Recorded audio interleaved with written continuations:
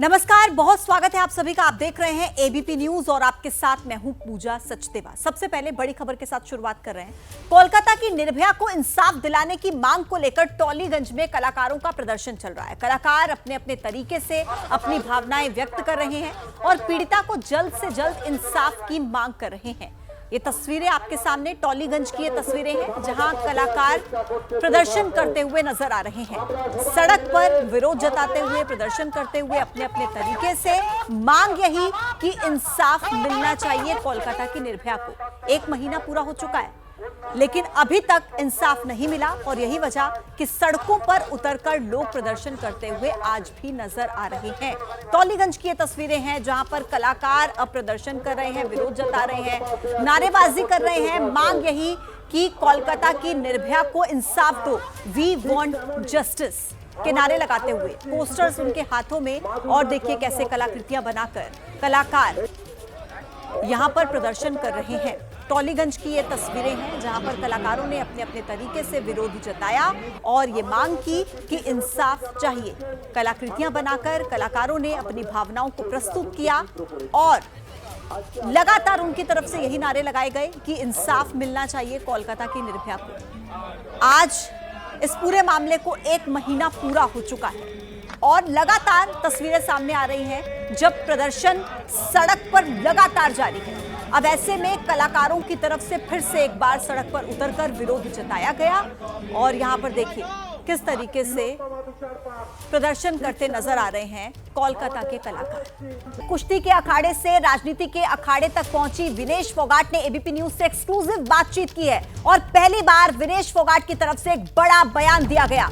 Exclusive बातचीत में विनेश फोगाट ने कहा कि मुझे राजनीति में लाया गया है, मैं आई नहीं हूं, बड़ी जिम्मेदारी है, संघर्ष जारी रहेगा। दरअसल जुलाना से कांग्रेस के टिकट पर विनेश फोगाट चुनाव लड़ रही हैं और आज एबीपी न्यूज से एक्सक्लूसिव बातचीत में कई मुद्दों पर विनेश फोगाट ने अपनी बात रखी। जब राजनीति से जुड़े सवाल विनेश से पूछे गए तो सबसे पहले उन्होंने कहा कि मैं राजनीति में लाई गई हूं, मैं आई नहीं हूं। लोगों ने मुझसे कहा था कि अब मुझे राजनीति में आना चाहिए और यही वजह है कि लोगों की सेवा करने के लिए मैं राजनीति में आई हूं। अब लोगों को देने का समय है, लोगों ने मुझे खूब प्यार दिया, सम्मान दिया और अब समय है कि मैं उस प्यार, उस सम्मान का ऋण उतार पाऊं। हालांकि यह भी कहा कि यह मुमकिन नहीं है कि मैं उस कर्ज को उतार पाऊं, लेकिन कोशिश रहेगी कि मैं लोगों की सेवा कर पाऊं। तो विनेश फोगाट की तरफ से ये बड़ी बातें आज एक्सक्लूसिव इंटरव्यू के दौरान कही गई जिसमें उन्होंने राजनीति से जुड़े सवालों पर सबसे पहले ये कहा कि मुझे राजनीति में लाया गया है, मैं आई नहीं हूं और इसी के साथ साथ उन्होंने कहा कि जिम्मेदारी बहुत बड़ी है, संघर्ष जारी रहेगा। उन्होंने कहा कि हम सड़क पर प्रदर्शन कर रहे थे लेकिन उससे कुछ नहीं मिला और अब कोशिश रहेगी कि संसद के भीतर जाकर हम लोगों की आवाज को बुलंद कर पाएं। एबीपी न्यूज से एक्सक्लूसिव बातचीत में विनेश फोगाट की तरफ से ये बड़ी बात कही गई राजनीति को लेकर। उन्होंने कहा कि मुझे राजनीति में आने के लिए लोगों की तरफ से कहा गया कि अब मुझे राजनीति में आ जाना चाहिए और यही वजह है कि मैं अब सोच बदलूंगी और लोगों की सेवा करने का ये मौका जो मुझे मिला है, मैं लोगों की सेवा करूंगी। ये बात विनेश फोगाट की तरफ से कही गई। कहा कि ये जो लड़ाई है ये धारणा बदलने की लड़ाई है। ने आंदोलन किया और वहां झंडा पकड़े हुए हैं और सड़क पर घसीटी जा रही हैं। सरकार की तरफ से कहीं कोई प्रधानमंत्री से, प्रधानमंत्री कार्यालय से कोई संपर्क नहीं सदा आपके साथ? मैं बात की लेकिन समझौता करना चाह रहे थे। किसने बात की? उनके हर एक अधिकारी ने बात किया। प्रधानमंत्री ने नहीं? उन्होंने नहीं किया, उनसे नीचे वाले सब ने किया। इन चीज़ों पे समझौता नहीं होता है सर। समझौता होता है खाने पीने की चीज़ों पे, पानी की चीज़ पे या घर पे, या समझ रहे हो? ये इज्जत का सवाल, ये इज्जत का सवाल है। ये बहुत बड़ी बात है। हम एज ए लड़की मैं बता सकती हूँ ये बहुत बड़ी बात है। इस पे समझौता नहीं होता, इस पे तो होता इंसाफ। वो इंसाफ नहीं हुआ बस। अगर वो साथ होते तो हम आते ही नहीं पॉलिटिक्स में। सच्चाई तो ये है। अगर वो साथ होते, अगर वो हमारी जो लड़ाई थी उसको सच्चाई से, ईमानदारी से सोचते, निभाते या दूध का दूध पानी का पानी होने देते तो आज ये नौबत आती ही नहीं कि हम यहाँ पे आते और वो अपनी करते, हम अपना गेम करते, बात खत्म थी। एबीपी न्यूज से एक्सक्लूसिव बातचीत में मेडल को लेकर भी विनेश फोगाट ने बड़ा बयान दिया। कहा कि मेडल मेरा नहीं था, ये मेडल पूरे देश का था। दरअसल विनेश फोगाट से मेडल को लेकर भी सवाल पूछे गए और उसको लेकर विनेश फोगाट ये बोलती नजर आई कि ये जो मेडल था ये सिर्फ मेरा मेडल नहीं था, ये पूरे देश का मेडल था, पूरे देश का सपना था। और ओलंपिक्स में मेडल को लेकर विनेश फोगाट ने अपनी बात कही जब उनसे सवाल पूछा गया। 100 ग्राम वजन ज्यादा होने की वजह से वो नहीं फाइनल में परफॉर्म कर पाई और इसी को लेकर उनसे सवाल पूछे गए। उन्होंने बताया कि भारतीय प्रतिनिधिमंडल ने हालांकि मेरी कोई मदद उस समय पर नहीं की थी और ये जो मेडल था ये पूरे देश के लिए था। अब आपका 100 ग्राम वजन आपका बढ़ा हुआ मिला तो कानूनी आपके पास विकल्प भी मौजूद थे, ये आपको किसने बताया? ये मेरी एक जब हम प्रोटेस्ट में थे तो एक फ्रेंड हैं वो इंटरनेशनली वो पूरे स्पोर्ट्स में और ये सब करते हैं, उन्होंने मुझे अप्रोच किया था कि ऐसे ऐसे चीज़ें हैं। भारतीय प्रतिनिधिमंडल ने जो हमारा डेलीगेशन था उन्होंने कोई आपकी मदद नहीं, कोई मदद नहीं। बाद में वो सब रूप में आए हैं सब लोग। मेरी जानकारी ऐसी है कि वहां पर आपको और बाकी देश के खिलाड़ियों ने बताया कि सही तरीके से आप कानूनी लड़ाई, आपकी कानूनी लड़ाई लड़ी जाती तो मेडल आपको मिल सकता। ये ऐसा सच है क्या? सच है। ये दुर्भाग्य है देश का ही। वो मेडल ये इतना ईगो पे ले गए कि ये मेडल मेरा था, ये मेरा नहीं था, ये देश का था। देश चाहता तो ला सकता था लेकिन वो नहीं लेके आए। वो कौन नहीं लेके आए वो तो सबको पता ही है। वो विनेश का कैसे था? वो तो भारत का मेडल होता। ये बीजेपी वाले तो सोच रहे हैं ना विनेश का था, तभी तो इन्होंने इतना मेरे उसे बदला लेने के लिए इतना सब किया है। कोई सहायता नहीं? नहीं कुछ नहीं। अब इसको ठीक करना है, अकेडमी बनाएंगी, कोई आपने गेम प्लान भी बनाई है जो महिलाओं के लिए, बच्चियों के लिए, बेटियों के लिए आप एक प्रेरणा स्रोत भी हैं।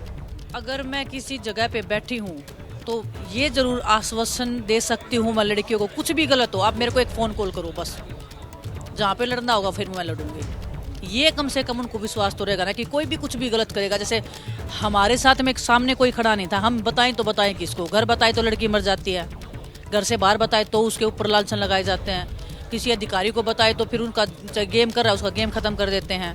कि हमने कितना झेला है।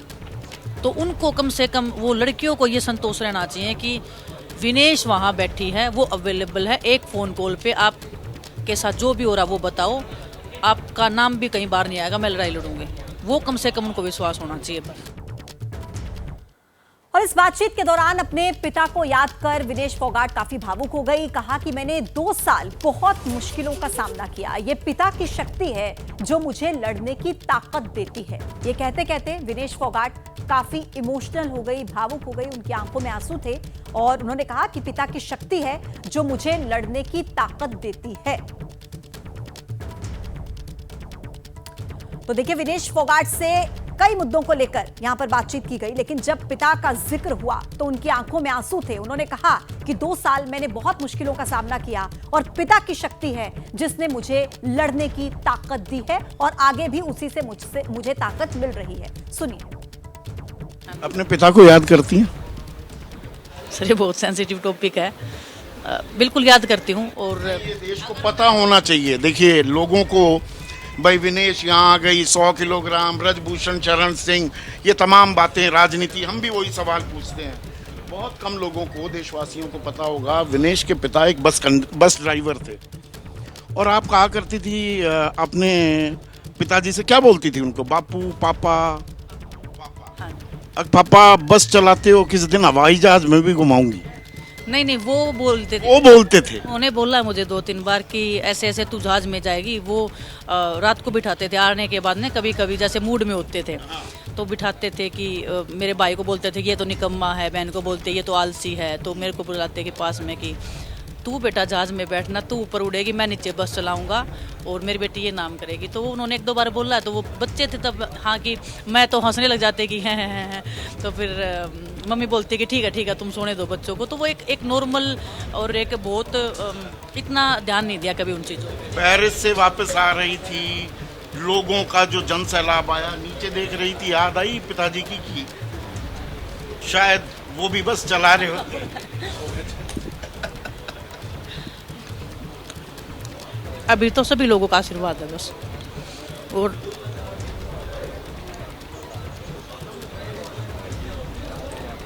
उनकी भी कहीं ना कहीं शक्ति है।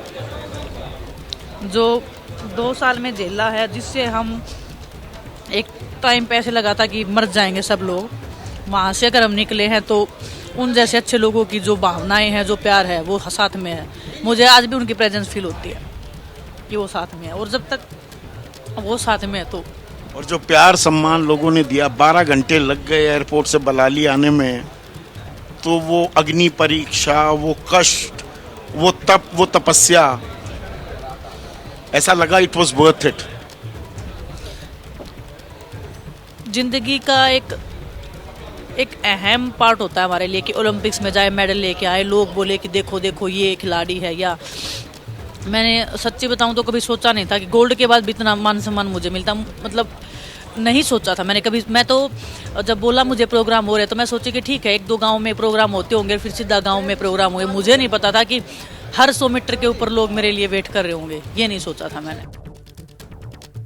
इस बातचीत के दौरान बृजभूषण से विवाद को लेकर भी विनेश फोगाट से सवाल पूछे गए। उन्होंने कहा कि दुश्मनों से लड़ने के लिए ताकत चाहिए, हार नहीं मानेंगे, हमारी लड़ाई जारी रहेगी। मेरा बस चलता तो बृजभूषण को जेल भेज देती, थप्पड़ मारने का भी वक्त आएगा। ये बड़ी बातें विनेश फोगाट की तरफ से कही गई जब उनसे बातचीत की गई बृजभूषण से जुड़े विवाद पर, तो उन्होंने इन तमाम बातों का जिक्र किया। मैं इतनी शक्तिशाली होती तो सबसे पहले तो मैं बृजभूषण को पकड़ के जेल में ही डाल देती। अगर मेरी इतनी, इस देश में मैं इतनी ताकतवर हूँ तो मैं पहले उसका ही बंदोबस्त करती ना, जो उसने इतना कर रखा है। वो कह रहे हैं 2-2 बार में कोई लड़ ही नहीं सकता। मजबूरी है, क्यों नहीं लड़ सकता है? ये रूल कहाँ है? लोकल में कोई रूल नहीं होता है, और जो भी रूल भी बना रखे हैं वो बृजभूषण ने बना रखे हैं। उसने जो रूल बना रखे उसी हिसाब से ट्रायल हुआ था, उसी के लोग थे, उसी का डम्मी है ना, वो उसी का डम्मी है। फेडरेशन उनकी है, प्रधानमंत्री उनके हैं, बीजेपी उनकी है, और मैं चली गई ऐसे ही। इन्होंने रोकने की तो कोशिश की, लेकिन लोगों ने, परमात्मा ने इतना आशीर्वाद दे रखा है कि नहीं रुकी। मैं नहीं रुकी तो आज हूँ, आज इनको चुभ रही हूँ मैं। उनको सहन नहीं हो रहा कि ऐसे कैसे। बृजभूषण तो कह रहे हैं कि ये ऐसी राजनीति कर दी, ऐसा खेल करा विनेश ने, हमारे तो 5-5 मेडल आते रेसलिंग में, और इन्होंने वो मेडल नहीं लेने दिए। नहीं सर, ये तो अपना मेहनत के ऊपर संघर्ष पे होता है सबका। वो मैं कौन मेडल लेने से रोकने वाला, ऐसा ही लेने देने से मैं ही कर लेती, अपना ही ले आती मैं, है ना। वो तो सबकी मेहनत है। और चलिए अब आगे बढ़ेंगे बात जाति संग्राम की। यूपी में सुल्तानपुर में डकैती के आरोपी मंगेश यादव के एनकाउंटर पर सियासी लड़ाई जाति पर आ गई। अखिलेश यादव के बाद अब राहुल गांधी ने एनकाउंटर पर सवाल उठाए, तो वहीं सीएम योगी आदित्यनाथ ने पलटवार करते हुए समाजवादी पार्टी पर चुभने वाला हमला कर दिया।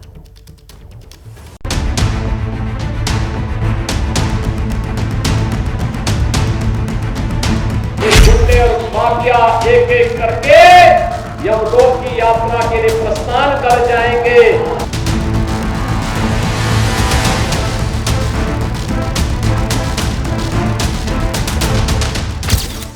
5 सितंबर को डकैती के आरोपी मंगेश यादव के एनकाउंटर पर सियासी संग्राम छिड़ गया। पहले अखिलेश यादव ने यूपी पुलिस की गोली पर जाति वाला निशाना लगाया। अब राहुल गांधी ने यूपी एसटीएफ को आपराधिक गिरोह के खांचे में फिट कर दिया है। राहुल गांधी ने सोशल मीडिया प्लेटफॉर्म एक्स पर लिखा, भाजपा शासित राज्यों में कानून और संविधान की धज्जियां वही उड़ा रहे हैं जिन पर उनका पालन कराने की जिम्मेदारी है। सुल्तानपुर में हुए मंगेश यादव के एनकाउंटर ने एक बार फिर साबित कर दिया है कि भाजपा रूल ऑफ लॉ पर विश्वास ही नहीं करती। मंगेश के परिवार के आंसू पूरे देश से सवाल पूछ रहे हैं, कौन जिएगा और कौन नहीं, इसका फैसला अदालत करेगी या पुलिस। एसटीएफ जैसी प्रोफेशनल फोर्स को भाजपा सरकार में आपराधिक गिरोह की तरह चलाया जा रहा है, जिस पर केंद्र सरकार की चुप्पी, इस ठोको नीति पर उनकी स्पष्ट सहमति है। यूपी एसटीएफ के दर्जनों एनकाउंटर सवालों के घेरे में हैं। क्या आज तक उनमें से किसी भी अधिकारी पर कोई कार्रवाई हुई? आखिर कौन उन्हें बचा रहा है और क्यों? वर्दी पर लगे खून के छींटे साफ होने चाहिए। राहुल गांधी का बयान उस वक्त आया है जब पहले ही मंगेश यादव के एनकाउंटर की मजिस्ट्रेट जांच के आदेश जारी हो चुके हैं। सुल्तानपुर के जिला अधिकारी के आदेश पर मजिस्ट्रेट जांच लभुआ की एसडीएफ विदुषी सिंह को सौंपी गई है। घोषित अपराधी मंगेश और कुंभे की एसटीएफ के साथ हुई मुठभेड़ के उपरांत घायल होने के बाद मृत्यु की प्रकरण में उप जिलाधिकारी लम्बुआ को मजिस्ट्रियल इंक्वायरी के लिए नामित किया गया है। मजिस्ट्रेट जांच के आदेश के बाद भी मंगेश यादव एनकाउंटर पर जाति वाली सियासत थमने का नाम नहीं ले रही। ऐसा इसलिए भी क्योंकि 28 अगस्त को सुल्तानपुर के ठठेरी बाजार में ज्वेलरी शॉप में डकैती की वारदात हुई। 3 सितंबर को पुलिस ने मुठभेड़ के बाद 3 बदमाशों को गिरफ्तार किया। मुठभेड़ में बदमाशों के पैर में गोली लगी। 5 सितंबर को पुलिस ने बाकी आरोपियों पर 1-1 लाख का इनाम घोषित किया। उसी दिन यूपी एसटीएफ ने आरोपी मंगेश यादव को एनकाउंटर में ढेर कर दिया। बताया जा रहा है कि मंगेश यादव के एनकाउंटर से पहले पुलिस ने दुर्गेश प्रताप सिंह का सरेंडर करवाया। पुलिसिया कार्रवाई की इसी टाइमलाइन पर अखिलेश यादव से लेकर समाजवादी पार्टी के तमाम नेता हमलावर हैं। बहुत बद से बदतर हालत कर दी है क्राइम की। फर्जी इनकाउंटर करके अपनी पीठ ठोक रहे हैं, जबकि एक जाति विशेष के लोग इनकाउंटर कर रहे हैं और अन्य जातियों का कर रहे हैं। आज की डेट में उन्हें सिर्फ सांप्रदायिकता के अलावा कुछ नहीं सुझाई दे रहा है। मैंने कभी कोई ऐसा मुख्यमंत्री नहीं देखा जो सदन में जाति और धर्म सूचक शब्दों के साथ में दूसरे दल को इंगित करके कहे कि ये यादव है, ये मुसलमान है और इनके ऊपर बुलेट ट्रेन चलेगी। मंगेश यादव के एनकाउंटर पर समाजवादी पार्टी और कांग्रेस एक सुर में बीजेपी सरकार को निशाना बना रही हैं, तो अब सीएम योगी आदित्यनाथ ने समाजवादी पार्टी के कार्यकाल में क्राइम के ग्राफ का पन्ना पलट दिया है। जितना बड़ा गुंडा और माफिया होता था, समाजवादी पार्टी में उतना बड़ा ओहदा उसको दे दिया जाता था। जब उनके किसी एक माफिया शागिर्द को, किसी डकैत को जो पुलिस मुठभेड़ में मारा जाता है, जब मारा जाता है तो इनकी दुखती हुई नस पर जैसे पुलिस ने उंगली रख दी हो, तब ये चिल्लाने लगते हैं। इधर सुल्तानपुर डकैती केस के मास्टरमाइंड बताए जा रहे विपिन सिंह ने एनकाउंटर की आशंका जताई है, जिससे यूपी पुलिस की एनकाउंटर नीति पर एक और प्रश्न चिन्ह लग गया है। और चलिए बात करते हैं आसमानी आफत की। अगस्त के बाद सितंबर में भी देश के कई राज्य बादलों का सितम झेल रहे हैं। उत्तर से लेकर दक्षिण तक और पहाड़ से लेकर मैदान तक एक जैसे हालात हैं। लेकिन गुजरात की हालत काफी ज्यादा खराब है। गुजरात के कई जिले बाढ़ से प्रभावित हैं। साबरकांठा से तो हैरान कर देने वाली तस्वीरें सामने आई। यहां पर एक दंपति नदी के तेज बहाव में कई घंटे तक फंसा रहा। और फिर क्या हुआ, बाढ़ की विभीषिका को सामने रखती ये स्पेशल रिपोर्ट आप देखिए।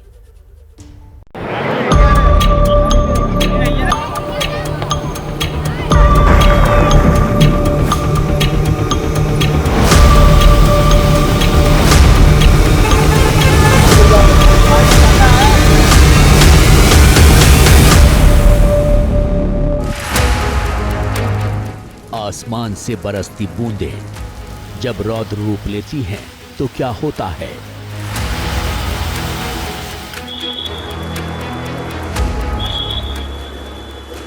ऐसा ही होता है। एक मुद्दत के बाद बादल जब देश के आसमान में आते हैं तो ऐसी ही तबाही लाते हैं।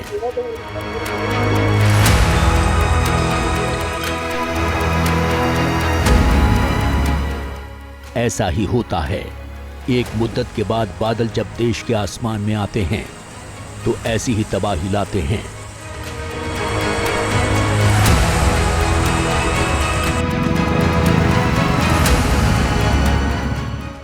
इंसान की हैसियत को जब कुदरत आईना दिखाती है तो हर चीज पानी में समा जाती है।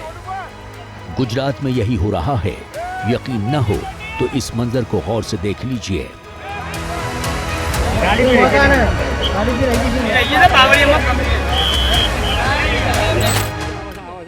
चारों ओर लहरों का जोर और नदी के बीचों बीच फंसा परिवार।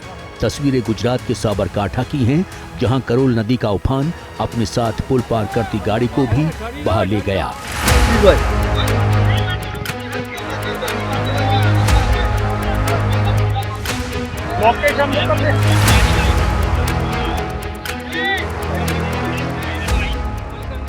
और देखते ही देखते कार नदी के बीचों बीच पहुंच गई। कार के अंदर बाढ़ का पानी भर चुका था। कार सवार छत पर बैठ गए। हालात देखने मजमा भी लग गया। किसी ने प्रशासन को खबर कर दी, लेकिन बचाव टीम नहीं पहुंची। लिहाजा गांव के ही कुछ लोगों ने सूझबूझ और हौसले से दोनों को सुरक्षित निकाल लिया। गुजरात में इस बार मानसून कुछ ज्यादा ही मेहरबान है। अगस्त में तबाही की बारिश के बाद सितंबर में भी बादलों का सितम जारी है। कई जिलों में भारी बारिश से बाढ़ जैसे हालात हैं, वहीं दूसरी तरफ राजस्थान में भी आसमान से बरसती बूंदें खौफ का सबब बन रही हैं।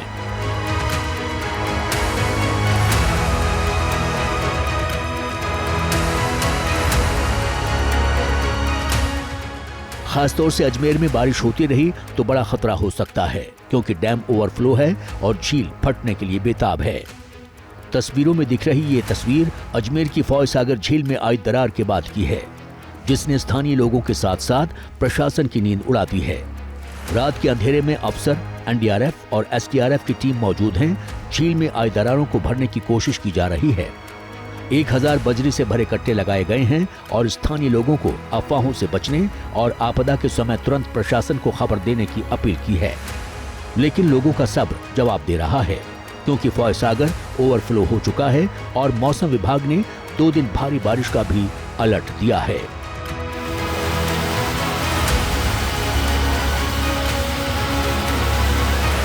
अजमेर शहर में जगह जगह पानी भरे होने की वजह से पुलिस ने बैरिकेड यहाँ पे लगा दिए हैं। लोग अक्सर बाइक से यहाँ से निकलते हैं और अपनी जो वाहन है, चौपहिया वाहन है, उसको भी लेके निकलते हैं। लेकिन देखा जा रहा है कि यहाँ पे आसपास के कॉलेज और जो दफ्तर है वहाँ पर ये लोग जो पहुंचते हैं, जो छात्र पहुंचते हैं, उनके लिए ये रास्ता ये बंद कर दिया गया, क्योंकि यहाँ से काफी दिक्कत और परेशानी का सामना देखने को मिल रहा है।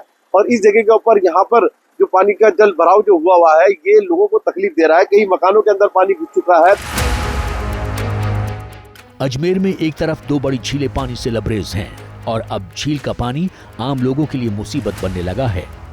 कई कॉलोनीज ऐसी हैं जिनके घरों तक में पानी घुस गया है, जिसने अजमेर की स्मार्ट सिटी और नगर निगम के सभी हवाई दावों की पोल खोल दी है। अजमेर से करीब 900 किलोमीटर के फासले पर भी दहशत कम नहीं है।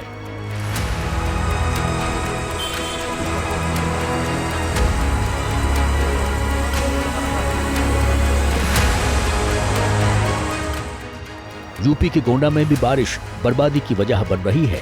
घाघरा नदी का उफान किनारों पर खड़ी इमारतों को लील रहा है, जिसकी तस्वीर कर रही है। मैदान ही नहीं, पहाड़ों पर भी बादल बर्बादी की कहानी लिख रहे हैं।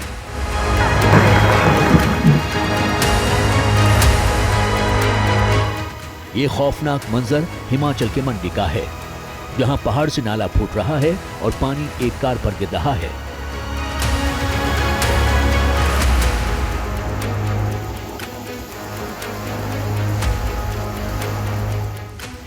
पानी की रफ्तार इतनी तेज है कि कार चालक चाहकर भी कुछ नहीं कर पा रहा है। देखते ही देखते नाला झरने का रूप ले लेता है। वहां लोगों की सांस अटक जाती है। ये नाला करीब 1.25 घंटे तक बरसता है। बाद में जेसीबी मशीन की मदद से गाड़ी को निकाला गया।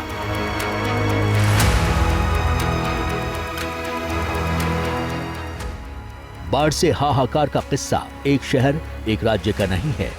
देश के बड़े इलाकों में भादों के महीने में भी बादल भयंकर तरीके से बरस रहे हैं, जिसकी वजह से जिंदगी पटरी से उतर गई है। इस आफत के जल्द खत्म होने के आसार भी नहीं हैं।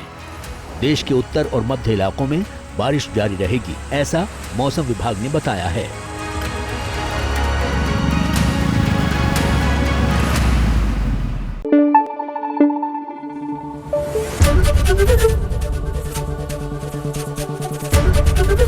एबीपी न्यूज आपको रखे आगे।